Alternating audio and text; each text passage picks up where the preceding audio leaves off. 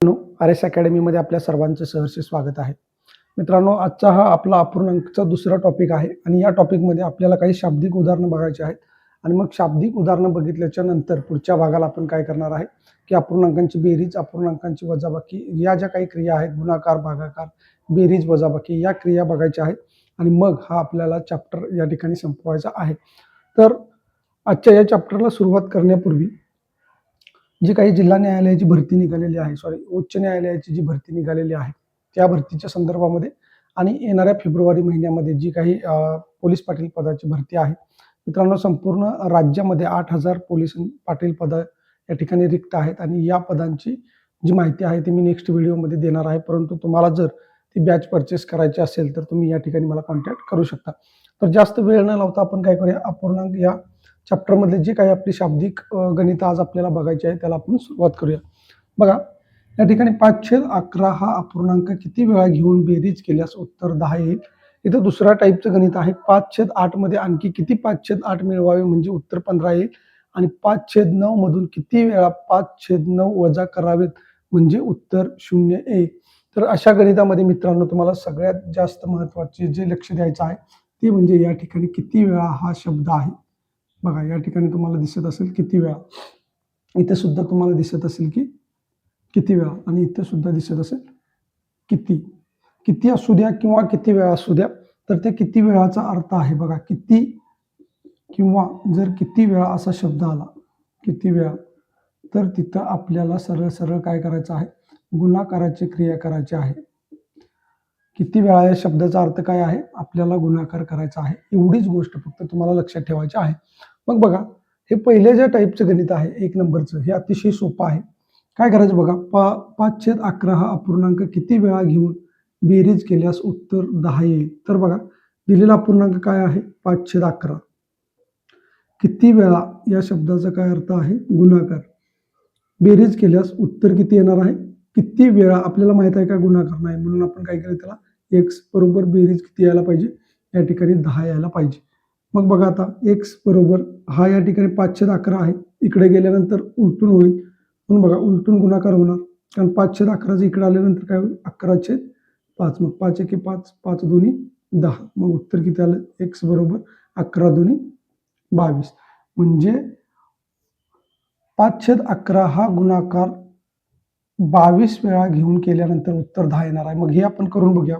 बघा, 5/11 गुणिले या ठिकाणी किती आलं, 22. मग बघा 11 एके 11, 11 दोन्ही 22 बरोबर उत्तर किती आलेलं आहे तुमचं, 10 आलेलं आहे, जे की या प्रश्नामध्ये दिलेलं आहे. म्हणजे अशा पद्धतीनं हे गणित तुमच्या लक्षात आलेलं असेल. आता दुसऱ्या जे टाईपचं गणित आहे याच्या आणि याच्यामध्ये काय फरक आहे बघा. पहिल्यांदा आपण बेसिकमध्ये मी तुम्हाला सांगतो आणि त्याच्यानंतर मग आपण एक छोट्याशा शॉर्ट टेक्निकनुसार हे गणित आपल्याला सोडवायचं आहे. मग बघा, 5/8 मध्ये आणखी किती 5/8 मिळवावे म्हणजे उत्तर 15 येईल. आता किती किंवा किती वेळा म्हणजे या ठिकाणी मी सांगितलेलं आहे तुम्हाला गुणाकार येत असतो. मग बघा, 5/8 पहिल्यांदा बेसिक सोडवूया आणि त्याच्यानंतर मग मी तुम्हाला ट्रिक सांगतो. 5/8 मध्ये आणखी किती 5/8 मिळवावे, काय मिळवायचं आहे, 5/8 मिळवायचं आहे. पण किती वेळा आपल्याला माहित आहे का नाही, म्हणून आपण गुणाकाराची क्रिया केली. एक्स बरोबर उत्तर आता किती यायला पाहिजे, या ठिकाणी 15 यायला पाहिजे. मग बघा, 5/8 अधिक हे एक्स याला गुणिले होणार, मग 5x/8 बरोबर बघा आता किती येणार, 15.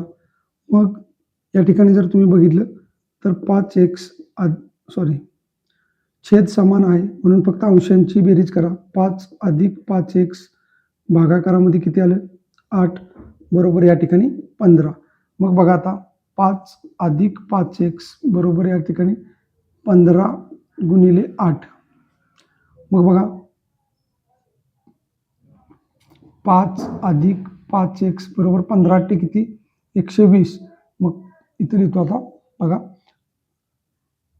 5x बरोबर 120 आणि या ठिकाणी हे जे अधिक 5 आहेत इकडे गेल्यानंतर काय होईल, वजा 5 होईल, म्हणजे किती झाले 5. मग 5x बरोबर किती झाले, 115 आणि x बरोबर आता किती होईल बघा, 115 भागिले 5. मग बघा, 5 दोन्ही 10 आणि 5चा 5 या ठिकाणी किती झाले 25. उत्तर किती आलं तुमचं 25 आलेलं आहे. बघा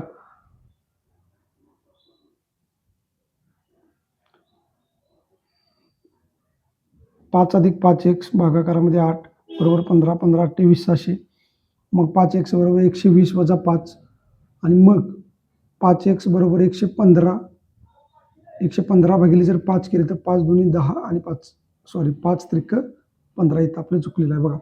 115 भागाकारामध्ये जर 5 केले तर 5 दोन्ही 10 उरला 1 आणि 5 त्रिक 15 म्हणजे x बरोबर या ठिकाणी उत्तर आलेलं आहे 23. हे तुमचं झालं या ठिकाणी बेसिक पद्धतीनं. परंतु मित्रांनो अशा पद्धतीनं न सोडवता आपल्याला काय करायचं आहे हेच टेक्निक वापरायचं आहे. बघा इथं लिहितो मी याचं जे उत्तर आहे ते या ठिकाणी इथं लिहितो की तुम्हाला 5/8 मध्ये किती वेळा 5/8 मिळवायचं आहे म्हणजे तुमचं उत्तर किती येणार आहे या ठिकाणी 15 येणार आहे.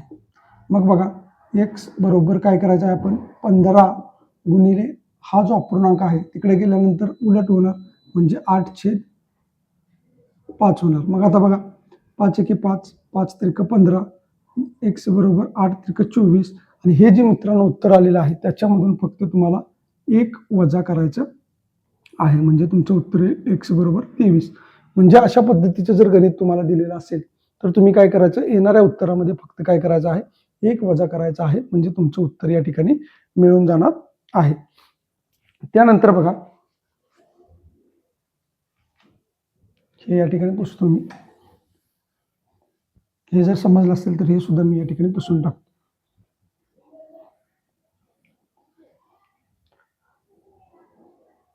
किंवा इथं आपण दुसरं एखादं गणित घेऊया. बघा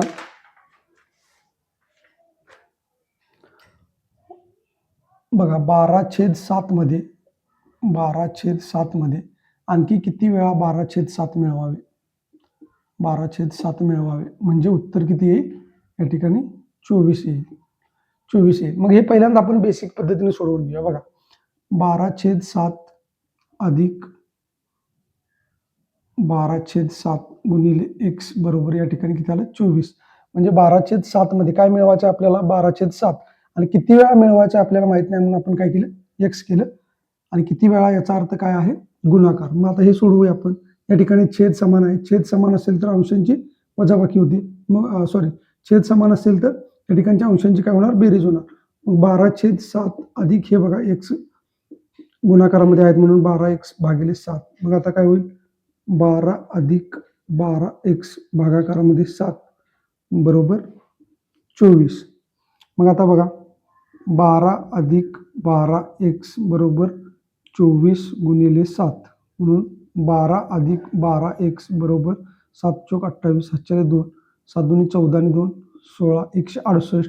मग 12x बरोबर 168 वजा 12 म्हणून 12x बरोबर 8तून 2 गेले उरले 6 नंतर 6तून 1 गेला उरले 5 आणि 1 म्हणजे 156 आणि इथं बघा आता x बरोबर 156 भागिले 12 मग 12 एके 12 आणि 12 त्रिक 36 उत्तर किती आलं 13. परंतु आपल्याला अशा पद्धतीने न सोडवता शॉर्ट टेक्निक्स वापरायचे आहे. काय करायचं आहे 12/7 बघा 12/7 गुणिले x बरोबर उत्तर किती यायला पाहिजे बरोबर उत्तर आपलं 24 यायला पाहिजे. मग x बरोबर 24 गुणिले हा अपूर्णांक इकडे उलटा म्हणजे 7.12 7/12 मग 12 एके 12 12 दुनी 24 x बरोबर किती आले 7 दुनी 14 आणि मी तुम्हाला सांगितलेलं आहे की यातून काय करायचं आहे आपल्याला फक्त 1 वजा करायचं आहे म्हणजेच x बरोबर या ठिकाणी तुमचं उत्तर किती येणार आहे 13. म्हणजे हे आणि हे उत्तर या ठिकाणी सेम आलेलं आहे का बघा. आता बघा 5/9 मधून 5/9 मधून आपल्याला काय करायचं आहे 5/9 वजा करायचं किती वेळा माहित नाही म्हणून x केलं बरोबर उत्तर तुमचं किती यायला पाहिजे 0 यायला पाहिजे. मग बघा 5/9 वजा 5x/9 बरोबर या ठिकाणी 0. मग आता काय होईल 5 वजा 5x भागाकारामध्ये 9 कारण छेद समान आहे अंशांची या ठिकाणी वजाबाकी होणार बरोबर 0. 5x 5 वजा 5x बरोबर 0 गुणिले 9 म्हणजेच त्या ठिकाणी उत्तर तुमचं 0 येणार आहे. म्हणून 5 वजा 5x बरोबर या ठिकाणी 0. मग आता बघा हे 5 इकडं वजा आहे, तिकडे गेल्यानंतर काय होईल, अधिक होईल. 5x बरोबर या ठिकाणी 5 होणार. म्हणून x बरोबर 5/5 म्हणजेच या ठिकाणी x बरोबर किती आलेलं आहे, उत्तर तुमचं 1 आलेलं आहे. लक्षात ठेवा, उत्तर किती आलेलं आहे, 1 आलेलं आहे.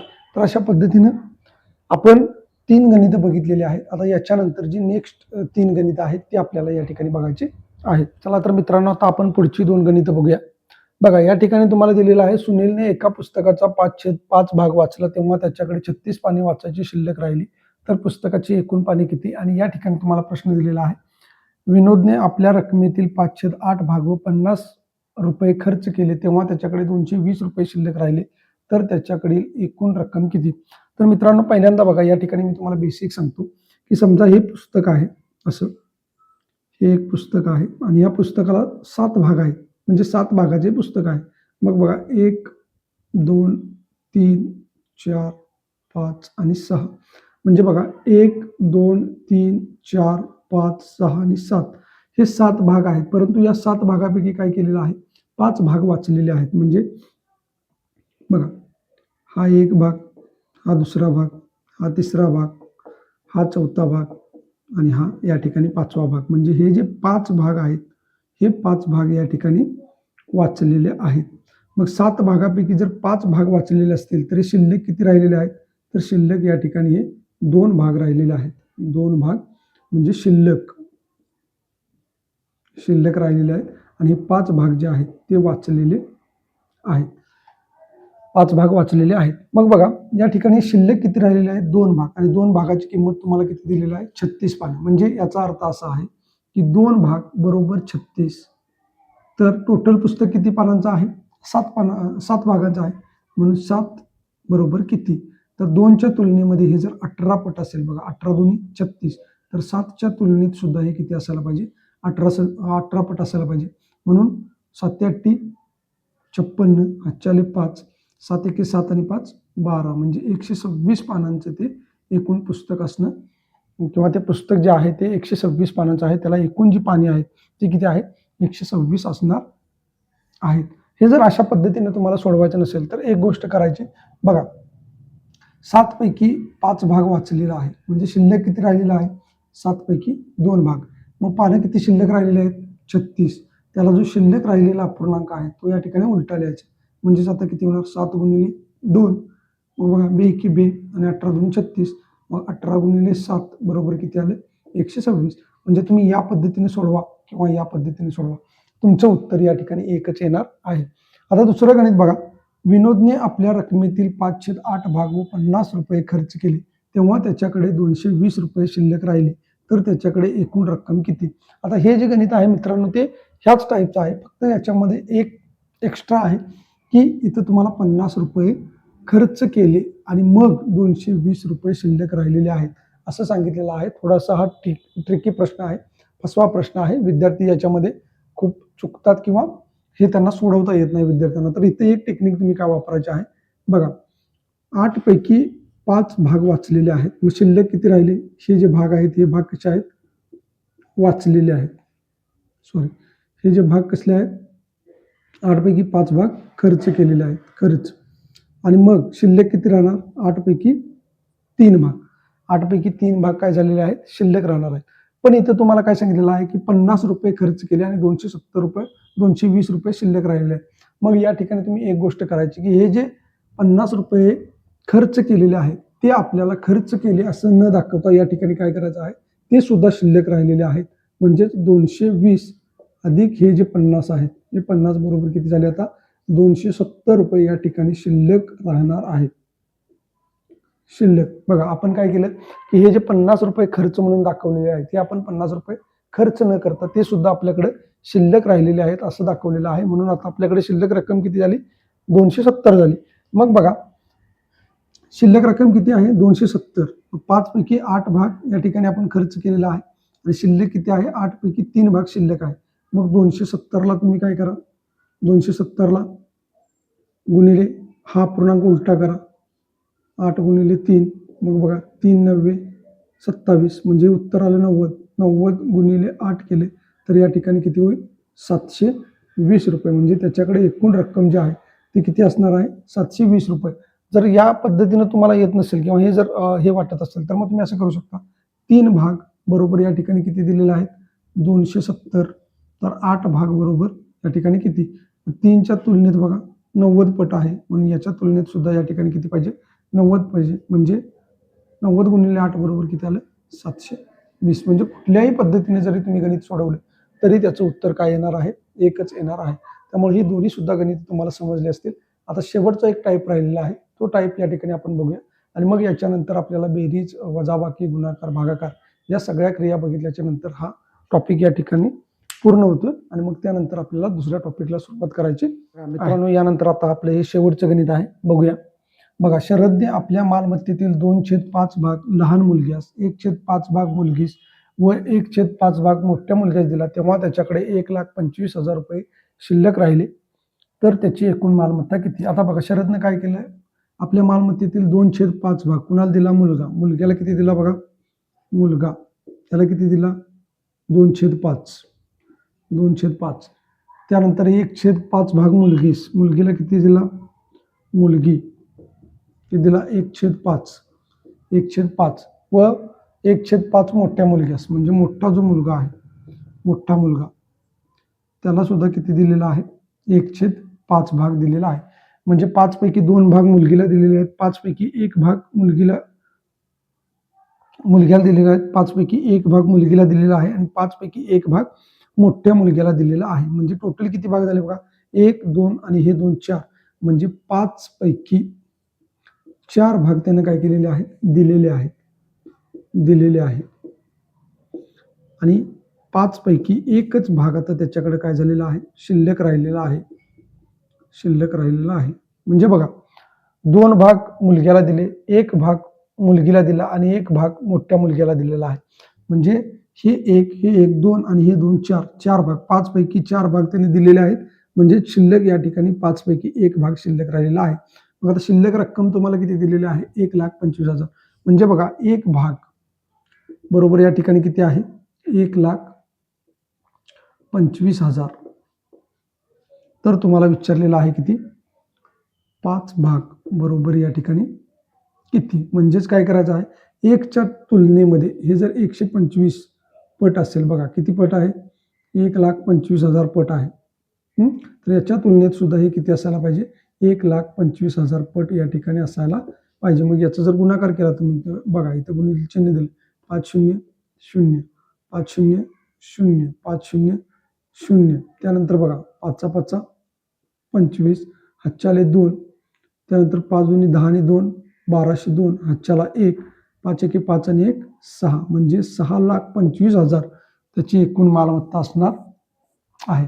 किंवा जर तुम्ही असं केलं, बघा हे 1,25,000 आहे, यालाच तुम्ही हा जो शिल्लकचा अपूर्णांक आहे तो जर उलटा गुणाकार करून लिहिला, किती? 5/1, तरी सुद्धा उत्तर तुमचं काय येणार आहे?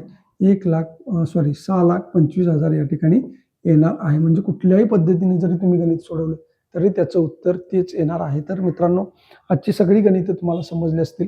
पुढच्या भागामध्ये आपण अपूर्णांकांची बेरीज, वजाबाकी, गुणाकार, भागाकार या सर्व क्रिया आणि काही राहिलेली छोटी मोठी गणित आहेत ते घेऊन या ठिकाणी आपल्याला हा टॉपिक संपवायचा आहे. जर व्हिडिओ चांगला वाटला असेल, लाईक करा, सबस्क्राईब करा, जास्तीत जास्त विद्यार्थ्यांच्यापर्यंत शेअर करा. धन्यवाद.